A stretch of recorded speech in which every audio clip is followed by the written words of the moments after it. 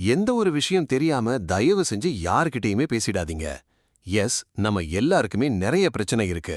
ஆனா அது எல்லாத்தையும் விட ஒரு மிக முக்கியமான பிரச்சனை அப்படின்னா நம்ம ஒருத்தர் கூட பேசுறதுக்கே தயக்கப்படக்கூடிய விஷயம்தான்.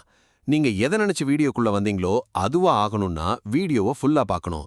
நீங்க வீடியோவை ஃபுல்லா பாத்தீங்கன்னா மட்டும், ஐ ரிப்பீட், வீடியோவை ஃபுல்லா பாத்தீங்கன்னா மட்டும் ஐ எம் ஸ்டார்டிங் டுடே அப்படின்னு கமெண்ட் பண்ணுங்க. உங்களோட ஹார்ட் படபடப்பா இருக்கிறத என்னைக்காவது ஃபீல் பண்ணியிருக்கீங்களா?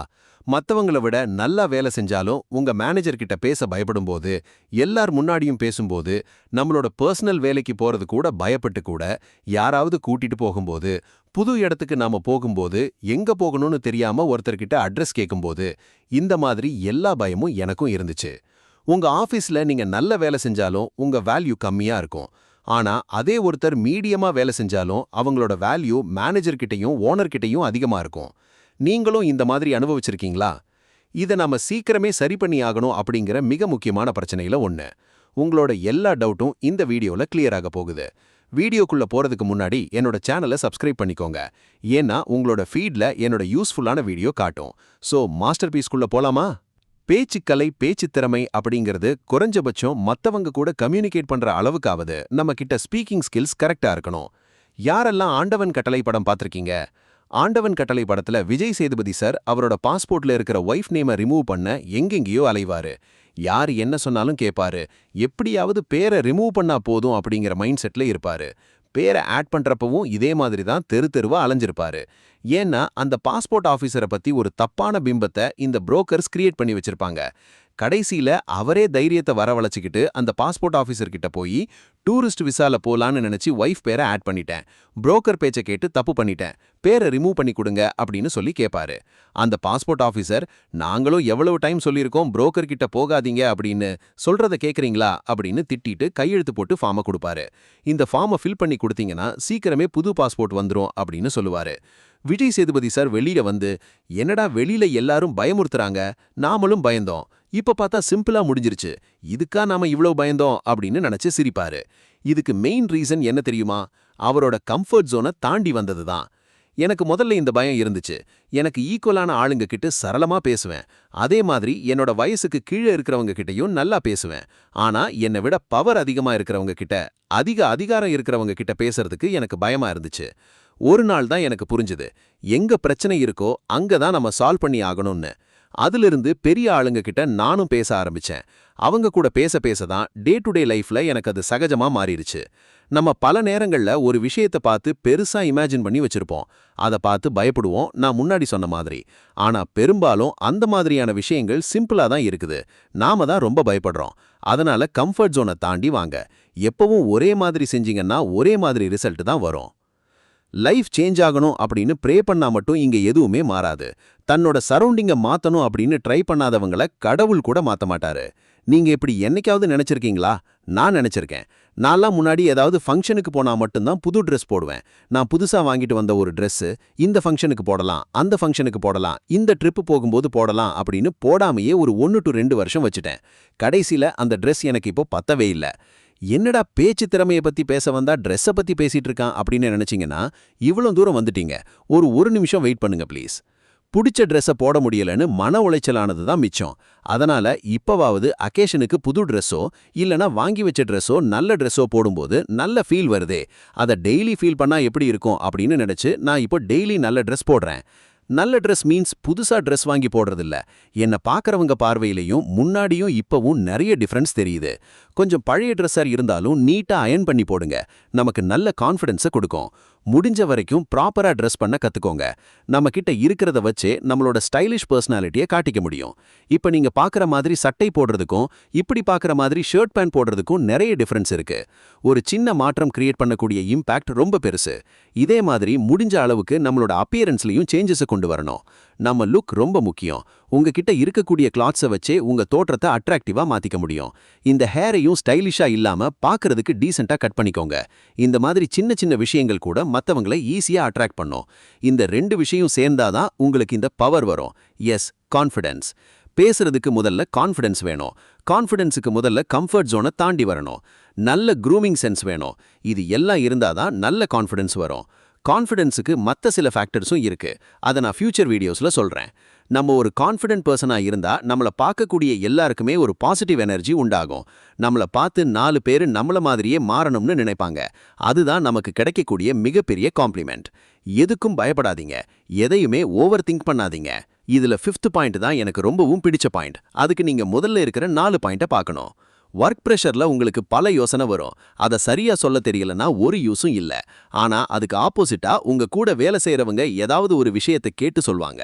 செய்யற ஒருத்தர் தைரியமா சொல்வாரு, சீக்கிரமா முன்னேறிக்கிட்டு போயிட்டே இருப்பாரு. நீங்க என்ன நினைப்பீங்கன்னா, அவருக்கு லக் இருக்கு, சீக்கிரமா முன்னேறிக்கிட்டே போறாரு அப்படின்னு. இல்ல, அவர் ஒரு ஸ்கில்ல டெவலப் பண்ணிக்கிட்டாரு, நீங்களும் அதை டெவலப் பண்ணலாம். அவர் என்ன பண்றாரு தெரியுமா? அவர் செய்யற வேலைய தெளிவா சுருக்கமா கம்யூனிகேட் பண்றாரு அடிக்கடி.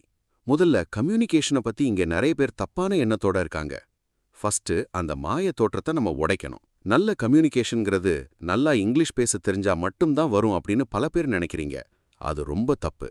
இங்கிலீஷுங்கிறது ஒரு லாங்குவேஜ், கம்யூனிகேஷன்ங்கிறது ஒரு ஸ்கில். ரெண்டுமே ரொம்ப டிஃபரெண்ட்.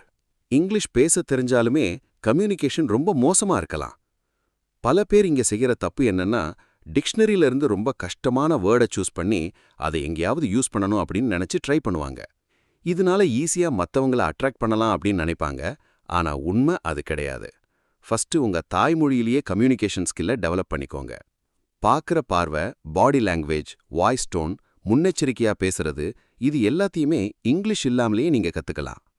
அதுக்கு மேல நீங்க இங்கிலீஷை டெவலப் பண்ண விரும்புனீங்கன்னா, நோட் புக்ல கஷ்டமான வேர்டை எழுதி அதை டெய்லி படிச்சு பிராக்டிஸ் பண்ணிக்கோங்க.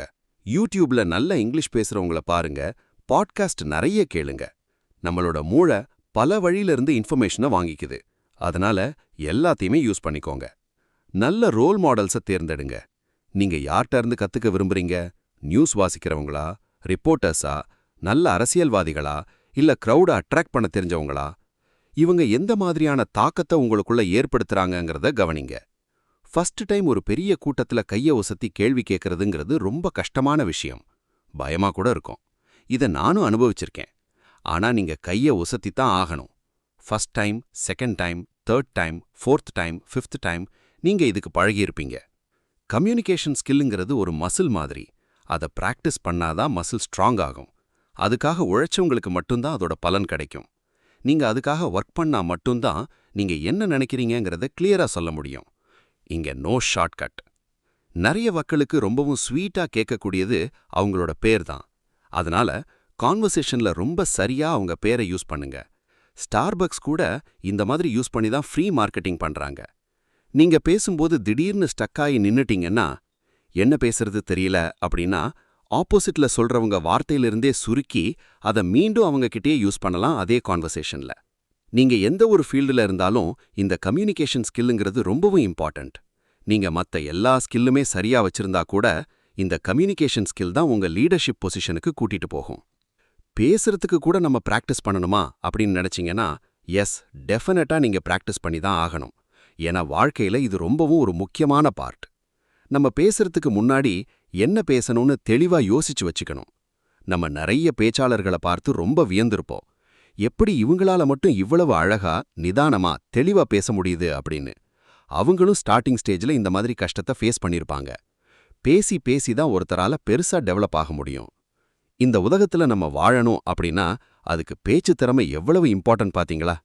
ஒரு இடத்துல வேலைக்கு போனாலும் சரி, இல்ல நார்மல் லைஃபை லீட் பண்ணா கூட ஏதாவது ஒரு உதவி கண்டிப்பா வேணும் அப்படின்னா ஒருத்தர்கிட்ட பேசி ஆகணும் இல்லையா? சோ இது ரொம்ப முக்கியமான ஒரு ஸ்கில். சோ செகண்ட் பாயிண்ட், கிளியரா பேசணும். அடுத்த பாயிண்ட்டுக்கு போலாமா? எப்படி இருக்க? நல்லா இருக்கீங்களா? வேலை எப்படி போகுது? சரியாதான் போகுது. இப்படி பேசும்போது நம்ம மனசுக்குள்ள எந்த தாக்கமுமே ஏற்படாது. சிலர் பேசும்போது அவங்களோட வார்த்தைகள் நம்ம மனசுல வலுவா பதியுது. அவங்கள மீண்டும் மீண்டும் சந்திக்கணும் அப்படின்னு நமக்கே தோணும். அது ஏன்னா அவங்க எம்பதி கிரியேட் பண்றாங்க.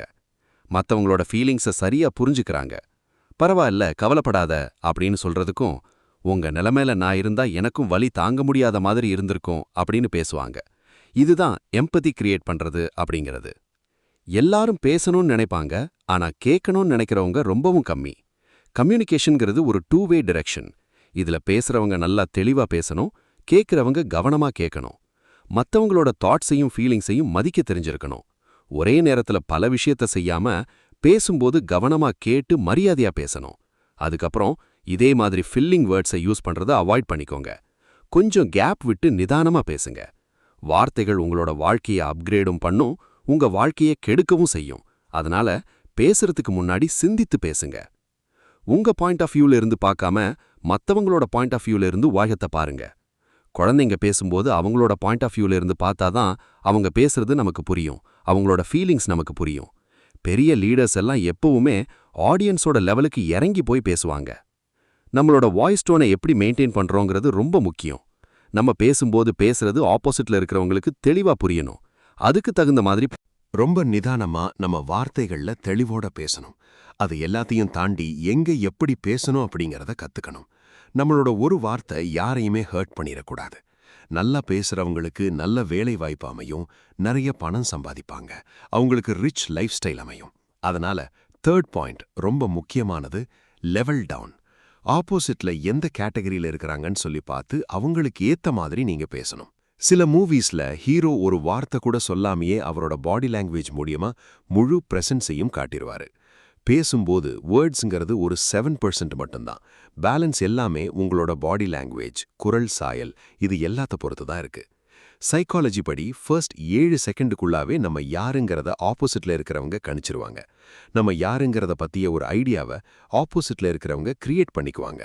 அதாவது நீங்க எப்படி நிக்கிறீங்க, எப்படி நடக்கிறீங்க, உங்களோட பாடி லாங்குவேஜ் என்ன, இது எல்லாத்த பத்தி தான் அதிகமா சொல்லும். பேசும்போது 50% நேரம் அவங்க கண்களை பாருங்க, கேட்கும்போது 70% நேரம் பாருங்க. நிமிர்ந்து உட்காருங்க, நம்பிக்கையோட பேசுங்க, கைகளை சரியா யூஸ் பண்ணுங்க. ஹேண்ட்ஷேக் கொடுக்கும்போது ரொம்ப லூஸா இல்லாம கிரிப்பா கொடுங்க. முதல்ல பாஸ்சர் எப்பவுமே போல்டா இருக்க கத்துக்கணும்னு எல்லாரும் சொல்லுவாங்க. அதுதான் நம்மள பார்த்த உடனே ஒருத்தருக்கு நம்ம யாருன்னு முடிவு பண்றதுக்கான முதன்மையான காரணமா இருக்கு. நோஞ்சான் மாதிரி இருந்தா யார் நம்மள மதிப்பாங்க? நெஞ்ச நிமிர்த்தி நேரா இப்படி நடக்கும்போது தான் நம்ம எதிரில் இருக்கக்கூடிய எல்லாத்துக்குமே நம்மள ஒரு ஹீரோ மாதிரி தெரியப்படுத்தும். அதுதான் நம்மளோட கான்ஃபிடன்ஸ் லெவலை அதிகப்படுத்துது. சொங்கி மாதிரி சோம்பேறி மாதிரி நிற்கும்போது நம்மளை யாருக்குமே பிடிக்காது.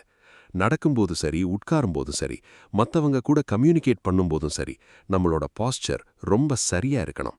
கை காலை ஆட்டிக்கிட்டு டைம் பாஸுக்கு மொபைல் நோண்டிக்கிட்டு இந்த மாதிரியான செயலை நீங்க பேசும்போது அவாய்ட் பண்ணிக்கணும்.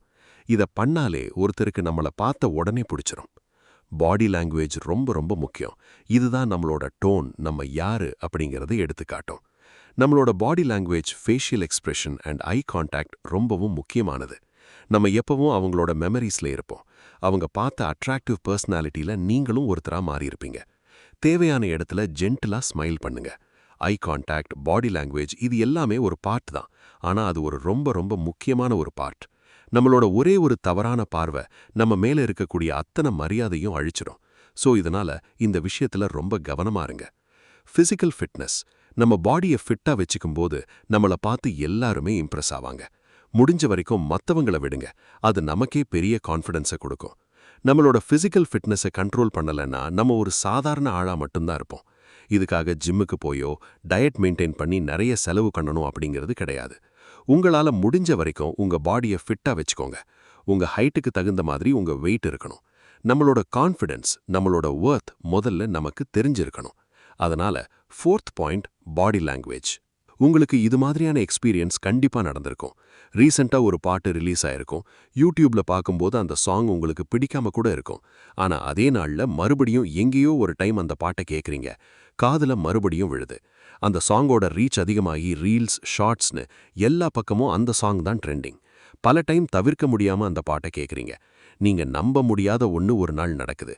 உங்களுக்கு பிடிக்காத அந்த சாங்கை நீங்களே ஒரு நாள் வேலை பார்க்கும்போதோ இல்ல டிராவல் பண்ணும்போதோ முணுமுணுக்கிறீங்க. எந்த விஷயத்த மீண்டும் மீண்டும் கேட்குறீங்களோ அது உங்க ஆழ் மனசுல நல்லாவே பதிஞ்சிரும். அந்த சாங்கோட மவுசு குறையும் போது நீங்க அதை மறந்தே போயிருப்பீங்க. இதுல பியூட்டி என்னன்னா, நம்ம மனசுக்கு எது நல்லது எது கெட்டதுன்னு தெரியாது. எதை நம்ம அடிக்கடி சொல்றோமோ நினைக்கிறோமோ அதுதான் நடக்குது. சரி, இப்ப நான் உங்களுக்கு ஒரு டெஸ்ட் வைக்கிறேன்.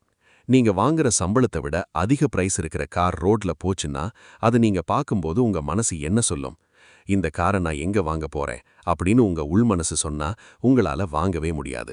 இந்த காரை வாங்க நான் என்ன பண்ணணும், இந்த காரை என்னால கண்டிப்பா வாங்க முடியும் அப்படின்னு நினைச்சீங்கன்னா அந்த காரை வாங்க தேவையான வைப்ரேஷனை உங்க பக்கம் இழுப்பீங்க.